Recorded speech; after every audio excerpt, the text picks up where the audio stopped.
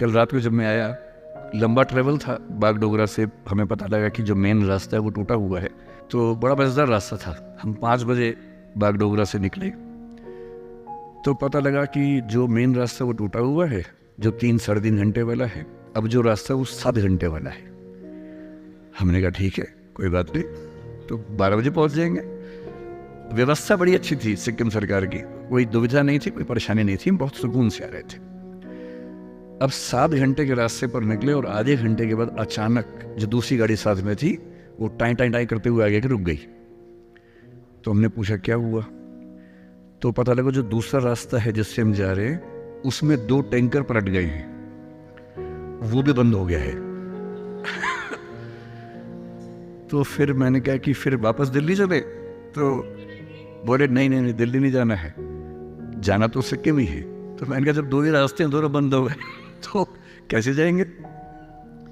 फिर आधा घंटा हम वहीं रुके, आधा घंटा कुछ सिस्टम ने काम किया और तीसरा रास्ता खोज निकाला। तो जब पहली बार खोजा तो जो लोग मेरे साथ थे, मैंने उनसे पूछा कि ये कैसा रास्ता है, तो उनमें से एक ने रैंडमली अपने हिसाब से कहा कि सर इसमें 3-4 घंटे एक्स्ट्रा लगेंगे।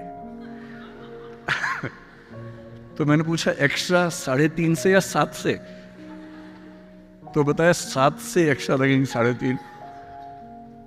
तो मैंने कहा अच्छा। तो फिर मैंने उनसे कहा अश्विनी जी से कि लगता है कि रात को 3-4 बजे पहुंचेंगे। तो या तो मेरा प्रोग्राम थोड़ा लेट करवा दीजिए ताकि मैं 4-5 घंटे सो सकूं, ताकि बात तो ठीक से करूं, ऐसा ना लगे कि मैं बहकी बात करूं और लोग सोचे कि ड्रग्स लेके आ गया है। जो कि मैंने सुना है कि यहाँ एक उभरती हुई समस्या है, देश भर में समस्या है, हर जगह समस्या, तो यहाँ भी है ही वो समस्या। तो खैर, लेकिन जो लोग हमारे साथ थे वो बड़े कमाल के लोग थे। पता नहीं कहाँ से, कोलंबस लोग थे वो बेसिकली, कहाँ से उन्होंने कोलंबस वास्को डी गामा बन के रास्ते निकाले। और जो हमें 5 बजे चल के 12 बजे पहुंचना था, हम 10:30 पे पहुंच गए। हम सिर्फ 5.5 घंटे में, बल्कि शायद 10:15 के आसपास सिक्किम पहुंचे, गंगटोक पहुंच गए और बड़ा रिलीफ हुआ। बहुत अच्छे तरीके से मैंने नींद पूरी की और फिर मुझे लगा कि अब शांति से और प्यार से बात होगी। तो जब कल खाना खाने बैठे हम रात को, उसका टेस्ट थोड़ा अलग लगा। अच्छे वाला अलग, खराब वाला अलग नहीं, अच्छे वाला अलग लगा।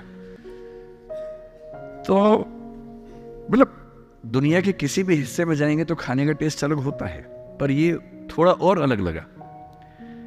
तो फिर मेरी आदत है नेट पे सर्च करने की। मैंने सर्च किया why Sikkimese food taste so different. तो फिर एक बात और पता लगी, जिसके बाद अगर मेरी पत्नी को पता लग गई तो वो यहाँ पर घर ही खरीद लेगी। अगर अलाउड होगा तो मुझे पता नहीं अलाउड है या नहीं घर खरीदना। तो पता लगा कि सिक्किम भारत का नहीं, दुनिया का पहला स्टेट है जो 100% ऑर्गेनिक स्टेट है। इसका मतलब क्या होता है? ताली तो बजा दी आपने, पर इसका मतलब नहीं पता होगा कई लोगों को।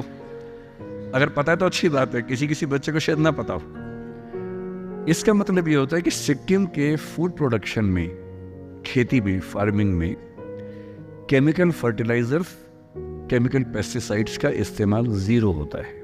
विच मीन्स आप जो खाते हैं वो दुनिया का सबसे प्योर खाना है। इससे ज़्यादा प्योर खाना इस पूरे संसार में कहीं नहीं मिलता है। और कितनी बड़ी बात है। इसीलिए आप सबके चेहरे इतने चमक रहे हैं, इतने सुंदर आप लोग हैं, इसीलिए हैं। इतना अच्छा खाना खाएंगे तो ज़्यादा सुंदर होंगे ही। हम तो भारत के बाकी राज्यों में जो खाना खाते हैं उसमें कई बार लगता है कि केमिकल खा रहे हैं कि खाना खा रहे हैं, समझ में नहीं आता है। क्योंकि केमिकल फर्टिलाइजर्स के बिना, पेस्टिसाइड्स के बिना प्रोडक्शन हो ही नहीं पाता है। अगर नहीं डालेंगे तो प्रोडक्शन कम होगा। तो हमें तय करना होता है कि भूख से मरें या थोड़ा केमिकल पेस्टिसाइड खा के जिंदा रह लें। तो हम केमिकल खा रहे थे, काम चला देते।